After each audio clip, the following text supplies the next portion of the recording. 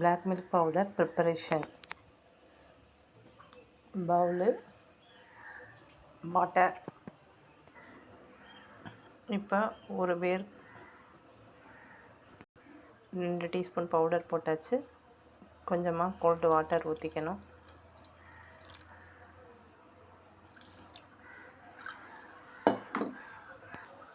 இப்போ cold water ஊற்றி preparation okay.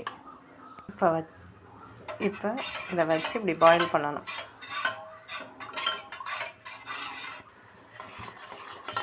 இப்படி கெட்டி பதம் வரணும். வந்த உடனே நாட்டு சர்க்கரை போடணும். பிளாக் மில்க் பவுடர் கஞ்சி ரெடி ஆகிடுச்சு. உங்களுக்கு இந்த கஞ்சி பவுடர் வேணும்னா நம்ம டிஸ்கிரிப்ஷனில் நம்ம நம்பர் இருக்குது. உங்கள் ஆர்டரை ப்ளேஸ் பண்ணுங்கள். நம்ம சேனலை சப்ஸ்கிரைப் பண்ணுங்கள்.